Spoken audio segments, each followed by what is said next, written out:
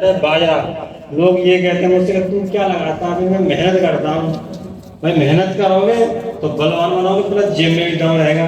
जब जिम में दम रहेगा तो रोड पे घुल के चलोगे। जैसे सर है अलग ही देख रहे हैं। और ये धर्म कर रहे हैं, धर्म मेन चीज धर्म ही होता है, पृथ्वी का कुछ नहीं है। अब इन्हें ये धर्म तो आर्मी में कर दिया और दूसरा ये यहाँ कर रहा है, तो मैं कर रहा हूँ जैसे मम्मी पापा को सल्यूट करता हूँ, इन जैसे सपूत को जन्म दिया। मैं आंसू आ रहे हैं, मुझे खुशी के आ रहे हैं, क्योंकि मेरा बड़ा भाई नहीं है। मेरा बड़ा भाई मानता हूँ, दूर से ही मानता हूँ। और मैं धन्यवाद करता हूँ बाबूजी का, इनने मुझे इतना सहयोग दिया। मुझे क्या जानते थे ये लोग, क्यों? क्योंकि मेरे भी विचार भी यही है कि हमारा देश चलेगा ना तो हम सब लोग मिल के चलाएंगे देश को, समझ रहे हो? कोई बीमार होता है सब कोई कहो ये मेरे पड़ोसी बीमार हो तो दुख मुझे भी मानना चाहिए, क्योंकि ये ना रहे तो मेरा महत्व नहीं बनता। मैं पड़ोसी हूँ, ये मेरा रूल है गाँव में। मेरे पिताजी अकेले मुजफ्फर में 40 बीघा जमीन है, सबसे बड़ा हूँ। इतनी मेहनत करता हूँ और आगे बढ़ रहा हूँ। पापा को कभी परेशानी नहीं देता। मैं ऑर्गेनिक खेती कर रहा हूँ, यही सोच रहा हूँ कि मेरे परिवार को बीमार ना पड़े। भाई मैं भी दुबला पतला हूँ, खाऊंगा उस रसायन को तो क्या होगा?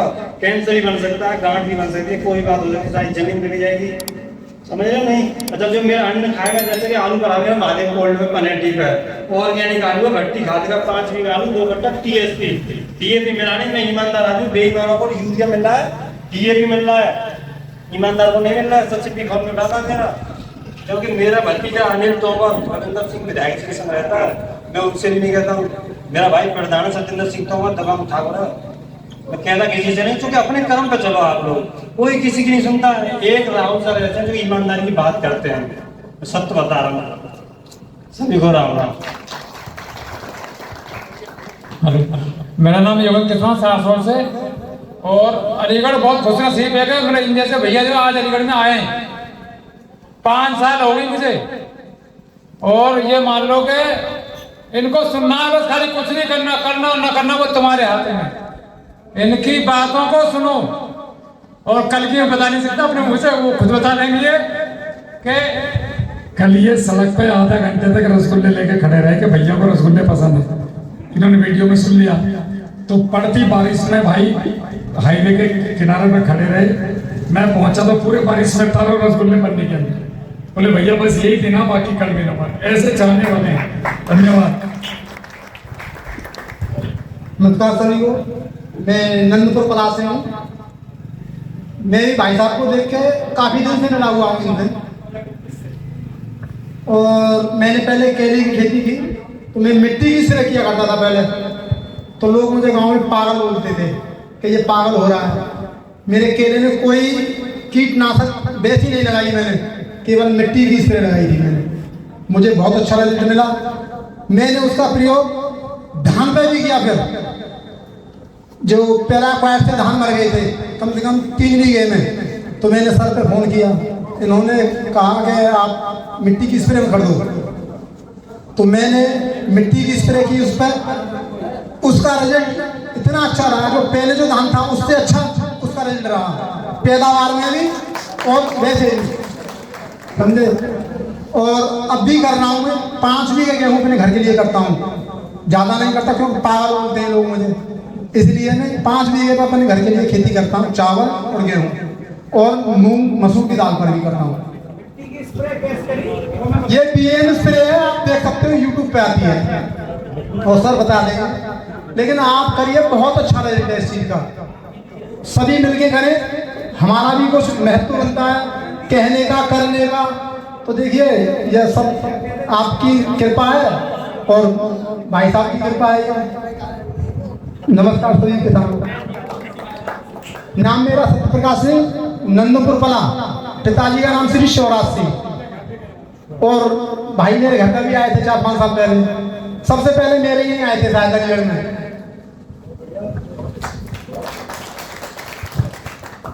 हेलो, मैं बंटी ठाकुर, चौवली गाँव है मेरा, उनके पास में ही। और मैं ज़्यादा तो नहीं कर पाया, लेकिन हाँ मैंने पेस्टिसाइड और कीटनाशक लगाया बंद कर दो। इस वर्ष मेरे पास सोना मोती गेहूँ किया था मैंने, करीब 2 एकड़, जो मेरा 4.5 बीघा का हो गया था, जिसमें शुगर पेशेंट थे, वो रिश्तेदार थे, वो सब ले गए दूने रेट में 5,000 रुपये कुंटल में, और जो बीज के लिए लिए वो मैंने लहसुन को दे दिया है 10 किलो। लेकिन सारे खेत में बंद नहीं किया। मेरी दिक्कत ये है कि मेरे खेत जगह जगह बटे हुए हैं, एक जगह 2 लिया, कहीं 4 लिया, 5 लिया, इसलिए दिक्कत आती है। बाकी तो सर ने बता ही दिया सब, और मैं थोड़ा नर्वस करूँ तो मैं हाथ में पकड़वा।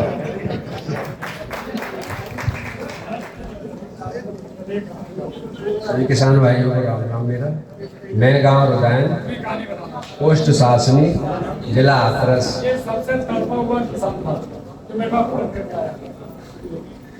तो मैं आपको बताना चाहूँगा कि वही बताऊँगा सर। मेरा नाम दलेंद्र प्रभात है, गांव रुदायन, पोस्ट सासनी से। तो मैंने पहले भी ऑर्गेनिक खेती की है।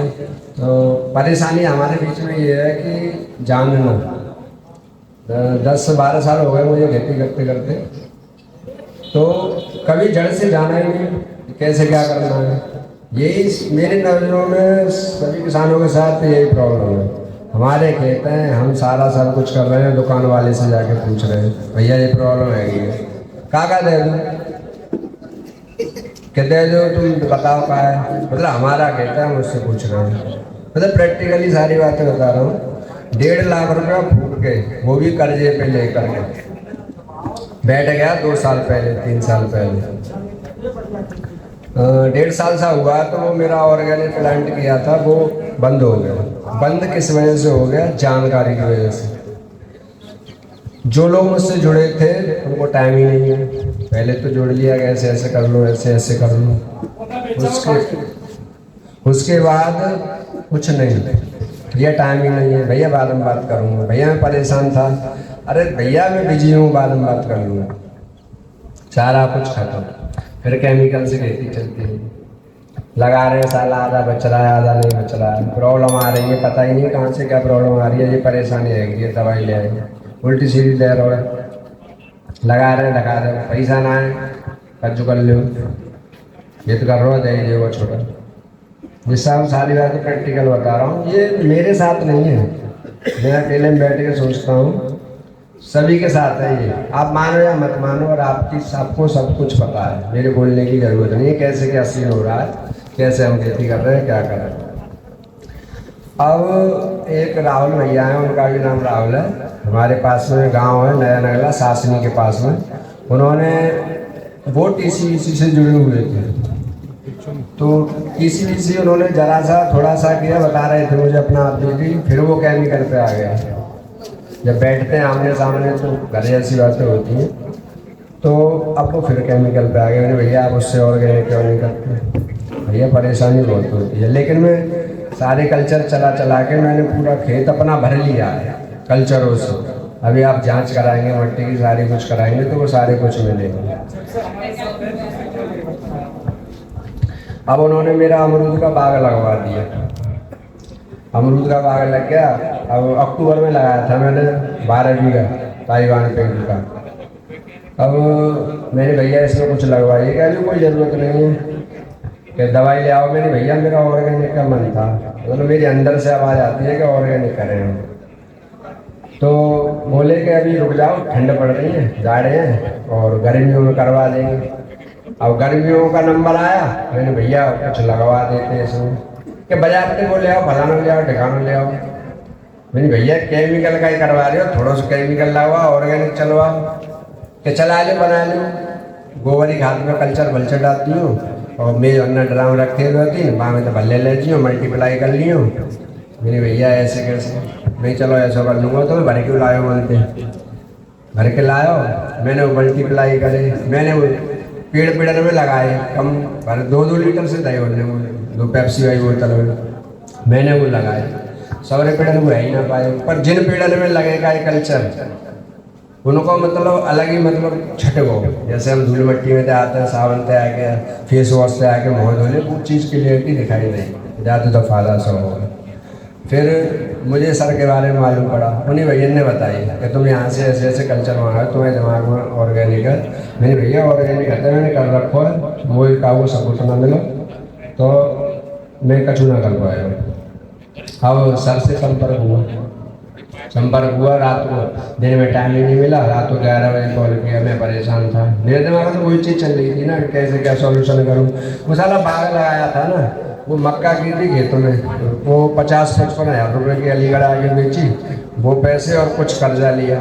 कर्जा लेना उनका नहीं हो रहा क्योंकि कमाई ढंग से हो ही नहीं रही, खेतों में साला आधा केमिकल में जा रहा है, तो वो ऐसे करके बाग लगा दिया। अब वो साले बढ़ नहीं रहे पेड़। अब मैं यूट्यूब खोल के देखूँ तो कोई 12 महीने 14 महीने के पे मतलब सारे लोग अमरूद बेच रहे हैं, बड़े हो रहे हैं, पेड़ भी काफ़ी बड़े हो गए उनके, हमारा कुछ हो ही नहीं रहा। फिर सर के यहाँ से मैंने सारे कल्चर मंगाए, वो भी कर्जे पे मंगाए, इसके लिए भी पैसे नहीं थे, हकीकत बात तो यही है।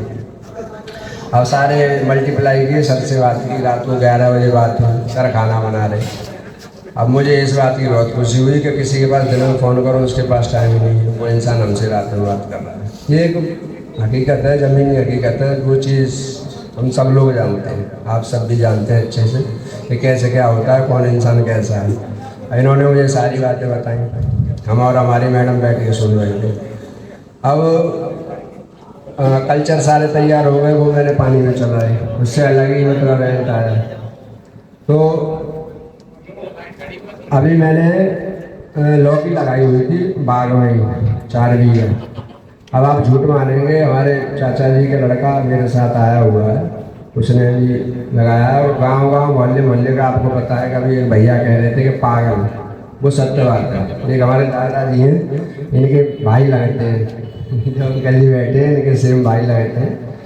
तो वो भी मुझे बैठा के कह रहे थे कि लला जो बात कर ली तुम तो मैंने बताओ, मैंने क्या कर रहे हो तुम, मैंने बताओ कि दुनिया तो तो भाग रही है और तुम्हें तो भाग रही हो। मैंने कैसे बाबा, कैसा वो केमिकल से हेल्प कर रहे हैं, तुम ऑर्गेनिक में घुस रहे हो। मैंने बाबा ऑर्गेनिक गलत ना तो अच्छी चीज़ है कि हाँ लला अच्छी तो है, पर पाए तो देखो उत्पादन देखो कैसे का है। वो 150 बीघा जमीन करता है। अब वो प्रेजेंटर में उनके 80-90 बीघा से धान खड़े, आलू खड़े, 150 बीघा से कचू खाली पड़े उनके, मक्का करी हुई, टोटल सब केमिकल ही चल रहा है। तो सर के यहाँ से मतलब जो कल्चर हुआ है, इन्होंने हमें गाइडलाइन किया, सारी बातें हकीकत है, वो सारी बता रहा हूँ, दूध का भी बताऊँगा सर। तो जो अमरूद के पेड़ थे मेरे पास, मेरे फ़ोन में वीडियो है, मैंने खीरा लगाए थे, वो खीरे में तमाम फंगस। अब भैया हैं हमारे, तो उनसे मैंने दवाई ली, बढ़िया दवाई बेचते हैं ब्रांडेड। उन्होंने 2 बार फंगस की दवाई लगाई, मैंने भैया कुछ नहीं हुआ। उन्होंने अपना आदमी भेजा, 2-3 लड़के लगे हुए खेत पर जाते हैं देखते हैं। अब फिर मैंने भैया उससे भी कुछ नहीं हुआ, 2-4 दिन उसको आराम मिला, कुछ नहीं हुआ पेड़ों में। बोले कि भैया जाते बढ़िया दवाई तो कौन ना मिल सकता, सॉरी ब्रांडेड दवाई है, जाते ऊपर दवाई ना मिलेगी तो मैं छोड़ो, तो एक ही परेशानी है। अब जब खीरे थे उसमें, जबकि वीडियो मेरे अमरूदों की पड़ी है, फिर सर के सारे कल्चर लगाए, इनको फॉलो किया, भट्टी खाद बना के लगाया। कल्चर चलाने के बाद उनका 15-20 दिन बाद ही उनका मतलब रंग ढंग बदल गया पेड़ों का। फिर हमने इनके यहाँ से केला गुड़ मंगाया। केला गुड़ लगाने के बाद तो आप ये कहेंगे कि चमत्कार ही हो गया। मात्र 7 महीने में जैसे आए थे ना पेड़, बस 19, 20, 21 हुए थे, अभी वो 2-3 हो गए 2 महीने में। मैं मजाक नहीं कर रहा हूँ। अब की 3-4 वीडियो बना के मैंने सर के पास डाली थी, सर ये कंडीशन हो गई है। मतलब जो उनका तना था ना वो इतना मोटा था, वैसे भी कमज़ोर आते हैं वो पेड़, 2 फुट के 2.5 फुट के आते हैं, इतना मोटा तना था, किसी का इतना मोटा मान लीजिए। अब वो इतने मोटे हो गए, कोई इतना है कोई इतना है, मतलब 2 से ज़्यादा हो गए। अच्छा, जो लौकी लगाई थी ना बाग में, उसमें मैंने एक थोड़ा सा ही केमिकल लगाया था, उसके बाद कोई स्प्रे ही नहीं की। मेरे साथ वालों ने, चाचा लड़का आया हुआ है, उसने भी 7-8 स्प्रे कर दी। मतलब आधी लौकी बेच के आते थे तो आधा पैसा दुकान वाले को दे आते थे। ये सीन हुआ है रियल में। मैंने कोई स्प्रे नहीं किया, मैंने स्प्रे किया, सर के पास फ़ोन किया कि सर ऐसे ऐसे कंडीशन है, तो ये बोले कि दूध का स्प्रे बना के चला दे। अब मैंने दूध का स्प्रे बनाया, आप झूठ मानेंगे, 5वें-6वें दिन तो उसमें इतनी फ्लोटिंग हुई, उसकी भी वीडियो पड़ी है मेरे पास, मैंने सर के पास बना के डाली है। सारे पेड़ों की कंडीशन ये है कि गांठ में से लौकी फूट गई है, नई कलियाँ निकल रही हैं, ये कंडीशन थी। तो मेन पॉइंट मेरा जो है अमरूद का बाग है, उसमें सारे कल्चर चला करके, भट्टी खाद बना करके, माइक्रो न्यूट्रेंट दे करके, उसका बहुत अच्छा रिजल्ट आया। अभी अक्टूबर में लगाया था तो अभी 10 महीने से हुए, 9 महीने से हुए। अभी उस पर अमरूद आ रहे हैं, कल भी बच्चे तोड़ तोड़ के खा जाते हैं, काफ़ी बड़े अमरूद हैं और फ्रूटिंग बहुत हो रही है उसमें, मतलब फल अच्छे से आ रहे हैं और कोई साइड इफेक्ट नहीं है, ना फल गिर रहा है ना कुछ हो रहा है, सब कुछ अच्छा चल रहा है। तो मेरी ड्रोन कल्चरों की वजह से हुआ है। और दूध का स्प्रे एक बार कर चुका हूँ पेड़ों पे, उसका भी बहुत अच्छा रिजल्ट मिला है। ये सारी बातें प्रैक्टिकल है। बस यही कहना चाहूँगा कि आप धीमे धीमे अपने खेतों को जहर मुक्त से जैविक की तरफ लाइए, उससे आपका खर्चा भी कम होगा और सारी बातें आप जानते हैं, आपको कुछ बताने की जरूरत नहीं है। यही कहना चाहूँगा। धन्यवाद।